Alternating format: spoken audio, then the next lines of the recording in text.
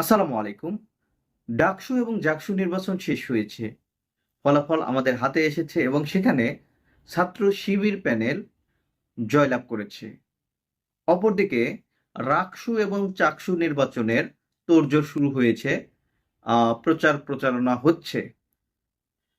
এখন ডাকসু এবং জাকসু নির্বাচনে যেভাবে ছাত্র শিবিরের প্যানেল জয়ী হলো এবং ছাত্রদল এবং বাকসাসের যে পরিমাণ ভরাডুবি হলো, এই ভরাডুবির নেপথ্যে কারণ কি?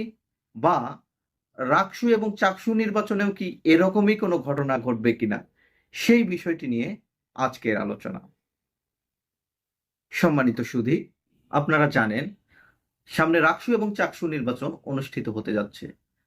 যেখানে ডাকসু এবং জাকসু নির্বাচনে ছাত্র শিবির প্যানেল জিতে গেছে এবং আমরা জানতাম ডাকসুতে এবং জাকসুতে ছাত্র শিবির কোনো মতে পাত্তাই পাবে না।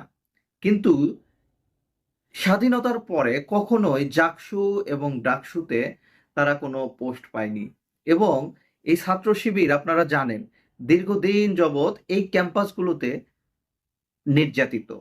জাহাঙ্গীরনগর বিশ্ববিদ্যালয়ে তো মানে তাদেরকে হত্যা করাও বৈধ ছিল। এছাড়াও ঢাকা বিশ্ববিদ্যালয়ে আমরা দেখেছি শিবির পরিচয়ে অনেককে হত্যা করা হয়েছে।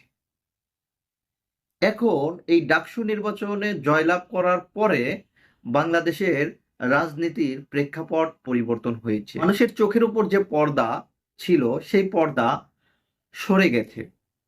একসময় শিবিরকে এমনভাবে উপস্থাপন করা হয়েছিল যে শিবির মানেই রক কাটে, শিবির মানেই সন্ত্রাস করে, শিবির মানেই মানে মেয়েদের চলাচলে বাধা দেয়।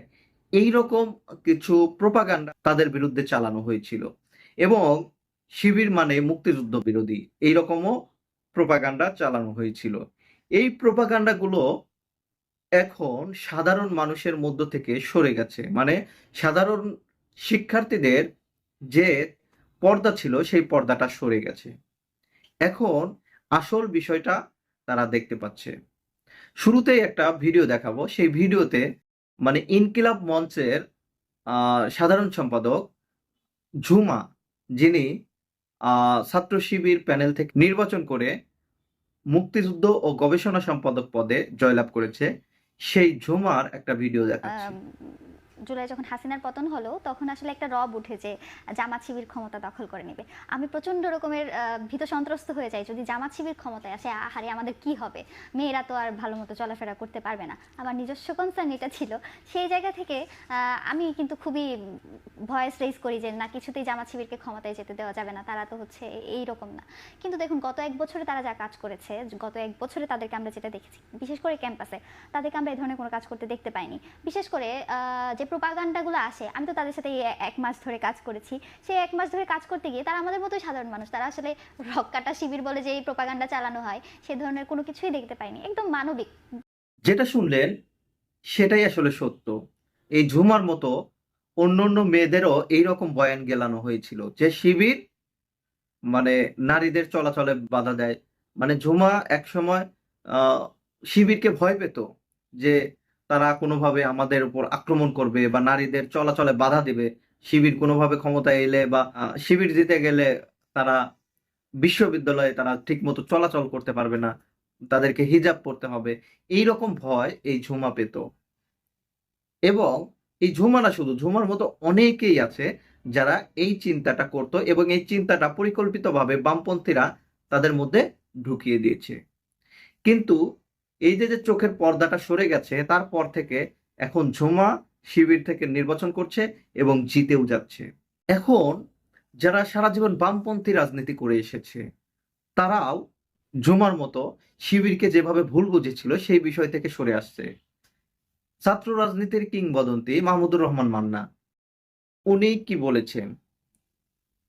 উনি বলেছেন যে দুর্নীতি দখলদারিত্ব দেখতে চায় না বলেই ছাত্র শিবিরকে মানুষ ভোট দিয়েছে এবং তিনি বলেছে আমার কাছে ছাত্র শিবিরের নেতৃবৃন্দ বা ডাকসুর নেতৃবৃন্দ এসেছিল, তারা আমার কাছে পরামর্শ চেয়েছে, আমার খুব ভালো লেগেছে, অন্যান্য সংগঠন হলে সেগুলো করতো কিনা, মানে এরকম প্রশংসা করেছে।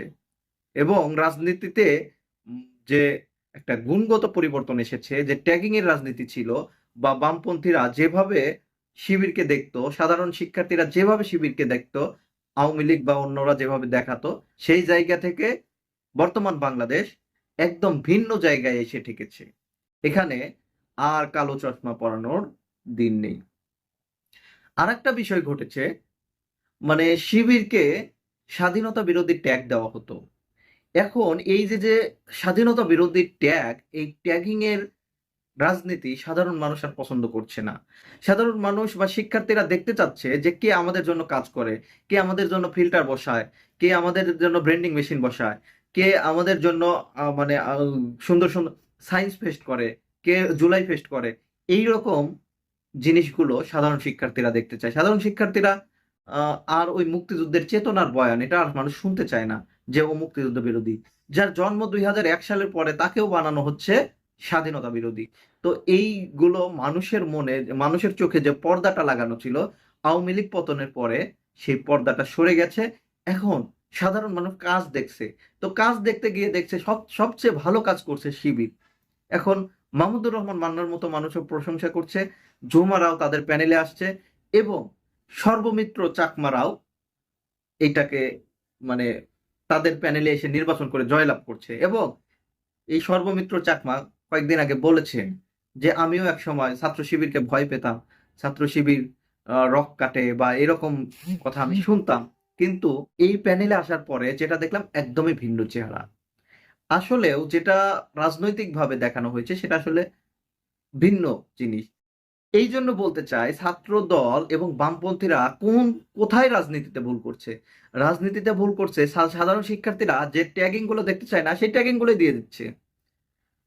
কিন্তু তাদের উচিত ছিল ছাত্র শিবির যদি একটা সায়েন্স ফেস্ট করে, ছাত্র দল বা বামপন্থীরা সবাই মিলে আর একটা সায়েন্স ফেস্ট করা, বা তারা যদি একটা ব্র্যান্ডিং মেশিন বা একটা যদি ফিল্টার বসায়, তাদের উচিত ছিল আর একটা ফিল্টার বসানো। ভালো কাজের প্রতিযোগিতা সেইটা যদি হতো, তাহলে বাংলাদেশে এই যে রাজনীতির দৈন্যতা বা শিবিরের যে উত্থান, ছাত্র দলের যে পতন, সেটা আর হতো না।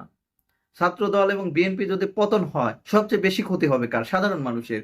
কারণ বাংলাদেশের রাজনীতিতে যদি শক্তিশালী কোনো বিরোধী পক্ষ বা সরকার পক্ষ যদি না থাকে, তাহলে বহির রাষ্ট্র এটার সুযোগ নিতে পারে। এই জন্য ছাত্র দল এবং বিএনপি টিকে থাকুক, এটা আমরা চাই, এবং স্বচ্ছ রাজনীতি তারা করুক। আমরা গত কিছুদিন দেখেছি নির্বাচনের সময় আবিদুল হামিম, মায়েদ এরা অনেক ভালো ভালো কাজ করার চেষ্টা করেছে, এবং তাদের বক্তব্যগুলো অনেক সহনশীল বক্তব্য। এই বক্তব্যগুলো যদি তারা নিয়ে আসে এবং যদি সুন্দরভাবে প্রতিযোগিতার মাধ্যমে ছাত্র শিবিরের মতো করে কাজ করে, বা তাদের চেয়ে ভিন্ন কিছু বা ইউনিক কিছু যদি দেখায় ছাত্র সংগঠনগুলোকে ছাত্রছাত্রীদের মধ্যে, তাহলে ভবিষ্যৎ বাংলাদেশে একটা সুন্দর রাজনীতি তৈরি হবে, কম্পিটিশনের রাজনীতি তৈরি হবে। 14,000 ভোট পেয়েছে সাদেক খাইম আর 5,000 ভোট পেয়েছে আবিদুল, এইরকম হবে না। 9,000 আর 10,000 এইরকম হতে পারে। তাই বলতে চাই যে বাংলাদেশের রাজনীতির যে গুণগত পরিবর্তন এসেছে, এবং বাংলাদেশের রাজনীতির যে ডাইমেনশন, যে ট্যাগিং সরে গেছে, সেই বিষয়টা যাতে আর নতুন করে না আসে, এবং যে যার মতো করে রাজনীতি করবে। আমি আমার বক্তব্য তুলে ধরবো, আরেকজনের বক্তব্য তুলে ধরবো, এবং সৌহার্দ্যের মধ্যে দিয়ে এই রাজনীতিটা চলবে। আমরা সবাই মিলে ঐক্যবদ্ধভাবে একটা সুন্দর সুশৃঙ্খল রাষ্ট্র গঠন করতে পারবো, এই আশাবাদ ব্যক্ত করে এখানে শেষ করছি। ভালো থাকবেন সবাই। আসসালামু আলাইকুম।